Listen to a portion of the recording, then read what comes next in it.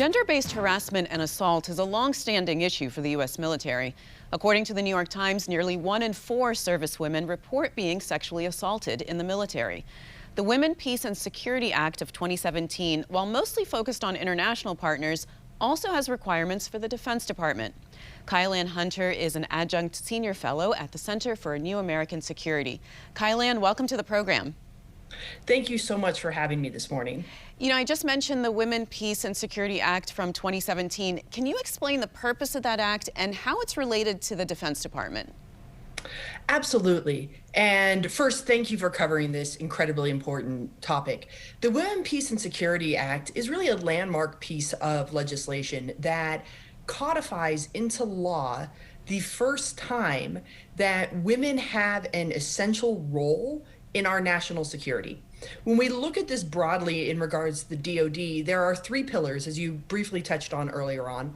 Pillar 1 is a recognition that the DoD needs to be an inclusive and diverse place for women to succeed across the ranks and all level of security. And this is a really unique facet that we have, and one that I know we'll talk about much more in this interview.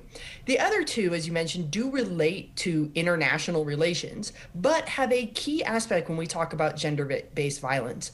One of those second pillars is looking that there is a recognition that conflict impacts women and girls differently, and that there are unique protections that need to be put in place. And the other is a recognition that in working with partners across the DoD and across international security arrangements, there needs to be a recognition that women play an important and unique role. The Women, Peace and Security Act is based off of UN Resolution 1325 that was passed back in 2000. And so again, it's really landmark that we've now codified into law this need to holistically and meaningfully include women in our international security.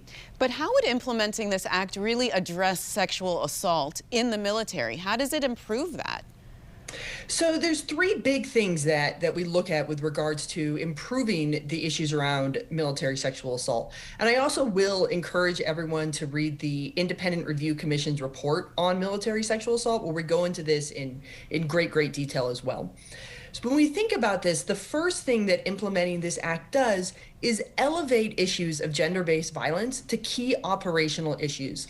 Far too often when we think about things related to gender-based violence, they get dismissed as being women's issues, things that we need to deal with after the real hard security things are done. But especially this pillar 1, this recognition that women have a unique role and the DoD must recognize that. To do that, it shows that women's participation is an operational part of our security. So that's number 1, is just changing the culture. Number 2, when we implement this, is that it forces us to actually set an example for our allies and partners.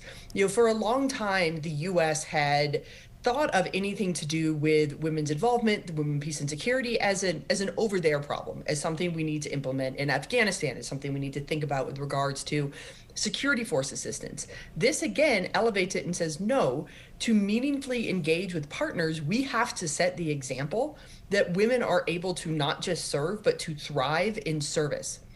And that finally, it forces a recognition that women's leaving the service is a key aspect of our national security. When we look at reasons why women leave or really don't join to begin with, what we see is that either experiences with or fears of, which are really just as important as your experiences with gender-based violence and or discrimination, have limited the talent pool that we have to draw from for our national security. And drawing from a robust talent pool is going to be essential to keep us safe, quite frankly. And this act recognizes that. So, Kyleanne, the DoD has released its own strategy for implementing that act, and that was released in June 2020.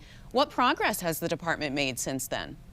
So there's been slow progress, but progress. And I think most importantly, there's been progress with this most recently passed National Defense Authorization Act, which has some very key structural aspects. Among them, establishing the Office of the Special Victims Prosecutors that will make decisions about military sexual assault cases and really rebuild trust in the system that is absolutely essential. We've also seen some of the services take some great initiatives to both target women in recruitment, but also lessen some of these structural barriers to their participation, whether it's better access to childcare, maternal health care, the way parental leave has been handled. But I think, again, this NDAA, we're seeing some very landmark legislation that is going to help to reach that strategy that the DoD put out last year. Kyleanne, briefly, and I know this is a big topic, but you said in your report, quote, sexual harassment and assault cannot be combated in isolation. They must be fully integrated into all training. Essentially, this needs to be trained out of people. How do you do that? So the military is incredibly good at training out behaviors and training in other behaviors. That's a cornerstone to what we say we do in initial training.